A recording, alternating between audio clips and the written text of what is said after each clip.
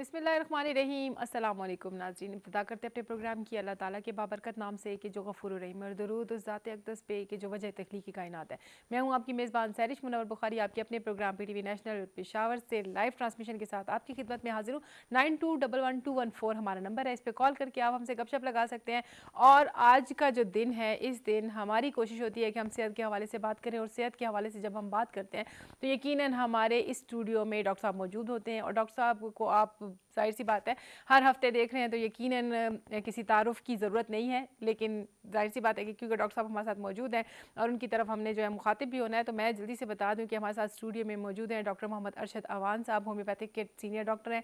इनसे बातचीत करेंगे, देखते हैं कि डॉक्टर साहब आज कौन सा टॉपिक लेके आए। डॉक्टर साहब, सर्दी बहुत ज़्यादा है और जी, जो जी। फेफड़ों के मरीज़ हैं, फेफड़ों के उनके ऐसा बहुत है। से मसाइल होते हैं जिनके हवाले से हम बार बार बात करें। कभी हम ज़ुकाम की बात करते हैं, कभी हम थ्रोट इन्फेक्शन, कभी चेस्ट इन्फेक्शन। आज जो टॉपिक है वो दमे के हवाले से है।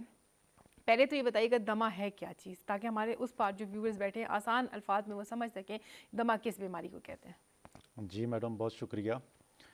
ये दमा जो है, ये ख़ासकर जो दमे के मरीज़ होते हैं उनके लिए इंतहाई अहम टॉपिक है, क्योंकि दमा जो एक ऐसी बीमारी होती है जो लंग्स, जैसे कि फेफड़ों के अंदर कोई मसला पैदा होता है जी। और फेफड़ों का काम ऑक्सीजन की प्रोडक्शन करना होता है, और जो हवा बाहर से जो आ जाती है, ऑक्सीजन जो जाती है इनहेल करना वो और उसको लेते हैं और वो बाहर से एक्सेल करना। एक्सेल करना, उसको खारिज सही है। कर रहे होते हैं। तो उसमें ये होता है कि जब फेफड़ों के अंदर या लंग्स के अंदर कोई मसला पैदा हो जाता है तो ये जो हवा की नालियाँ होती हैं जी। ये तंग होना शुरू हो जाती हैं, या स्वेल करना, या ये इनके अंदर स्वेलिंग होना शुरू हो जाती है, और फिर उसके अंदर म्यूकस का प्रोडक्शन होना शुरू हो जाता है, जिसकी वजह से इनको सांस लेने में तकलीफ़ होती है। यही वो दमे के जो बुनियादी जो ढांचा है, इसी जी। तरह दमा होता है, और ये दमे के मरीज़ों को यही हवा की नालियों का मसला होता है, सही। तंग हो जाती हैं या स्वेल कर जाती हैं सही। या म्यूकस की प्रोडक्शन कर देती हैं, तो यही दमा होता है। सही। बेहतरीन, आपने आसान अल्फाज में बता दिया कि अगर इंसान के फेफड़े इफ़ेक्टिव हों और उसकी वजह से आपको सांस लेने में और सांस वापस बाहर छोड़ने में तकलीफ़ हो रही हो तो इसको दमा कहते हैं। दमा की वजूहात बताइएगा डॉक्टर साहब के क्या वजूहात हैं कि जिसकी वजह से दमा एक मरीज़ को हो जाता है, और जब दमा हो जाता है तो ये भी बताइएगा कि उसको पता कैसे चलेगा कि दमा, क्योंकि अक्सर हम बात करते हैं बहुत सी बीमारियों की। हमने पिछले बहुत से सेशन जो है सर्दी और चेस्ट और इस हवाले से किए हैं, और जिसमें हमने बहुत सी ऐसी चीज़ें बताई हैं कि जिसमें खुश्क खांसी और गला जो है तो खुश्क रहना, और ये कॉमन सी चीज़ें। क्या दमे में भी इस तरह की कोई ऐसी अलामात वाज़ह है जिससे पता चल सके? हाँ जी मैडम, बिल्कुल।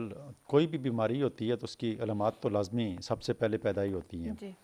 तो दमे की जो बुनियादी वजूहात हैं, तो उस वजूहात का अगर ज़िक्र करें तो दमा बहुत सारी ऐसी वजूहात होती हैं जिसकी वजह से दमे की एलर्जी पैदा हो जाती है। जैसा कि सर्दी की वजह से जी। दमे के मरीज़ों को बहुत ज़्यादा तकलीफ़ होती है।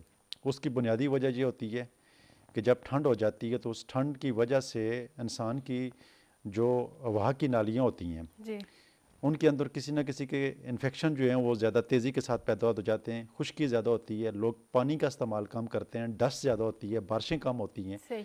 जिसकी वजह से सर्दियों में ये जो ख़ासकर दमे की तकलीफ़ होती है, दमे की जो अटैक होती है वो बहुत ज़्यादा होती है। सही। तो इसी तरीके से कोई ऐसी गज़ा भी होती है जिस गज़ा को खाने के साथ भी उसकी एलर्जी पैदा हो जाती है, उसके लंग्स के अंदर इन्फेक्शन पैदा हो जाते हैं, जिसकी वजह से उसको सांस के मसाइल, सांस की तंगी और सांस की और बहुत सारे मसाइल पैदा हो जाते हैं, जो अलामात में मैं वज़ाहत के साथ बताऊंगा इंशाल्लाह। जी ज़रूर।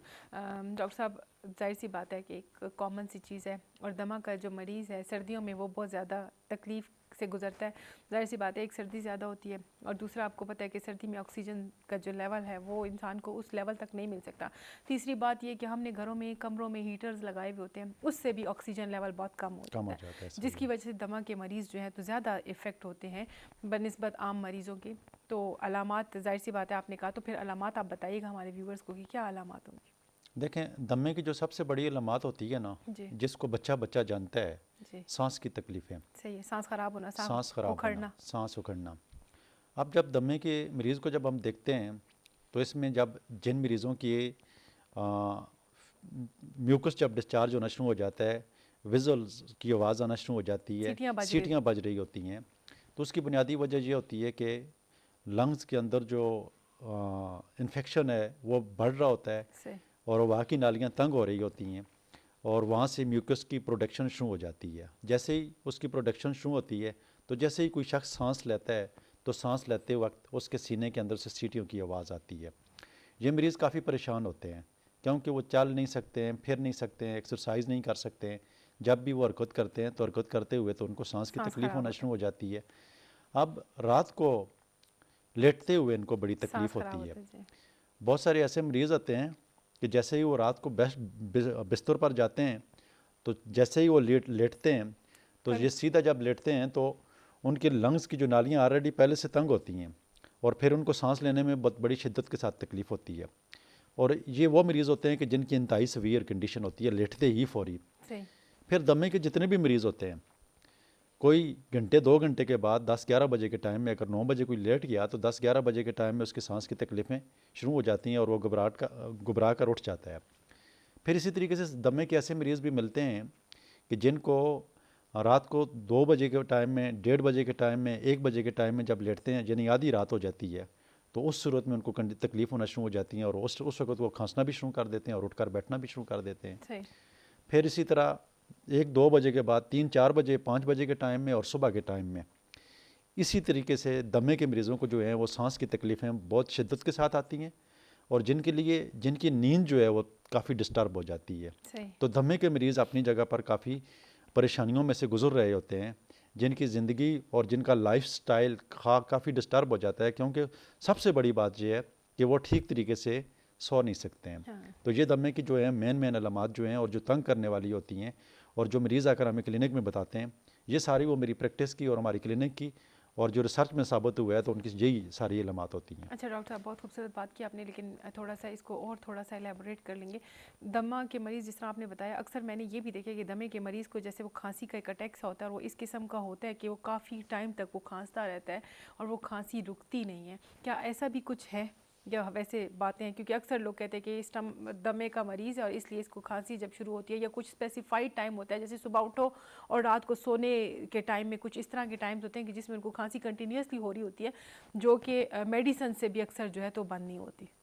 ऐसा है कि दमे के मरीज़ों को दिन के वक्त तो कम खांसी होती है, सही। लेकिन फिर भी बहुत सारे ऐसे मरीज़ होते हैं कि जिनको दिन के वक्त खांसी होती है, लेकिन इनकी जो शिद्दत होती पाई जाती है और जो मुसलसल जिन लोगों को खांसी रहती है तो ये लेटते हुए रात को इनको ज़्यादा तकलीफ़ होती है। सही।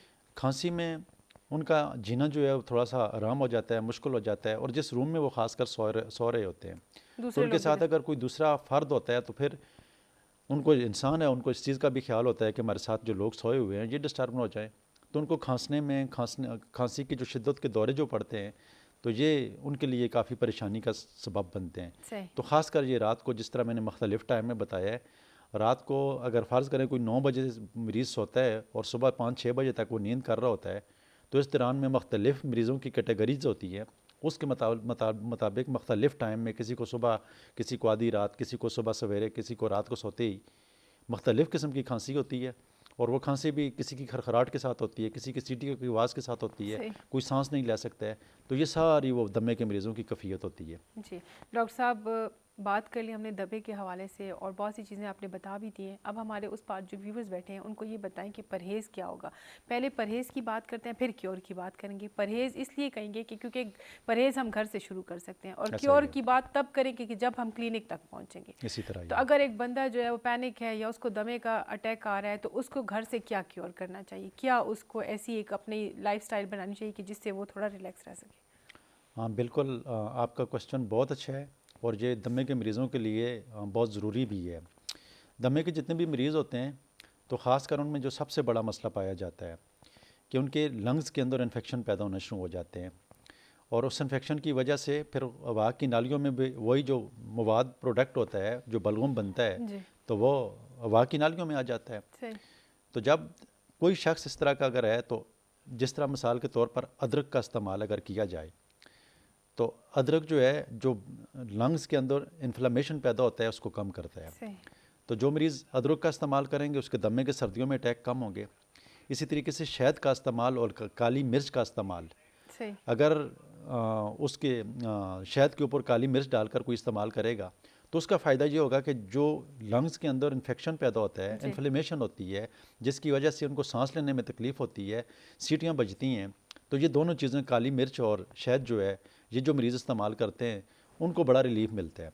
और ख़ासकर खांसी के हवाले से, जिन मरीज़ों को खांसी होती है और रात को बार बार उठते हैं, तो वो एहतियाती तदाबीर में अगर शहद और काली मिर्च का इस्तेमाल रोज़ाना की बुनियाद के ऊपर कर लेंगे, या ग्रीन टी बनाकर तो उसमें थोड़ी सी अदरक डालकर उसमें शहद डालकर वो भी पी लेंगे, तो उससे भी उनको काफ़ी रिलीफ मिलता है। और जो ख़ासकर उनके अंदर दौरे पड़ते हैं और बार बार सीना जो ख़राब होता है, तो ये वो ग़िज़ाएँ हैं जो इनको ठीक करने की सलाहियत रखती हैं। गर्म पानी करके अगर कोई मरीज़ पिएगा, काली पत्ती का कावा बनाकर, जिसको सलीमानी टी भी कहते हैं, जी। और उसमें अगर थोड़ा सा नमक डालकर इस्तेमाल करेंगे सही। तो उनको काफ़ी हद तक रिलीफ मिल जाता है। और उनको जो रात को बार बार खांसते रहते हैं और रात को बार बार डिस्टर्ब होते हैं, उठते हैं, तो इन एहतियाती तदाबीर के साथ वो बेहतर हो सकते हैं।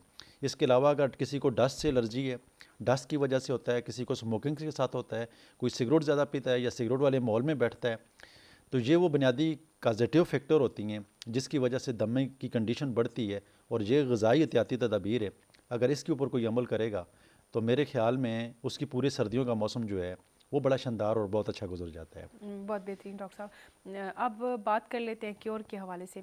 अक्सर ऐसा होता है कि हम लोग ड्रग स्टोर्स पे चले जाते हैं, हम उनको बताते हैं जी हमें खांसी है, गला ख़राब है, सांस ख़राब होता है।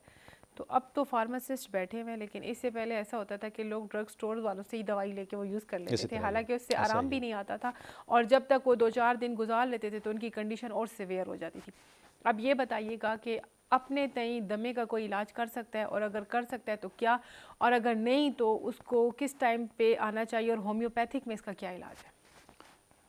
ऐसा है कि मैं 2-3 दिन पहले एक छोटी बच्ची मेरे पास आई थी जी। गर्मियों में। सही। मेरे ख्याल में उसकी एज कोई 7 से 10 साल के दरमियान थी। तो उसको दमे के बड़े शिद्दत के अटैक पड़ते थे। सही। और उसके सीने के अंदर से बिल्कुल सीटियों की आवाज़ आ रही थी। तो मैंने उसे देखा और देखते ही उसकी वालदा को मैंने कहा कि इसकी आपने बिल्कुल टेंशन नहीं लेनी है, इंशाल्लाह ये दवाई जो मैं आपको 20 रोज़ की लिख रहा हूँ इससे बड़ा फ़ायदा होगा। दवाई भी साथ बताता हूँ कौन सी लिखी थी। जी।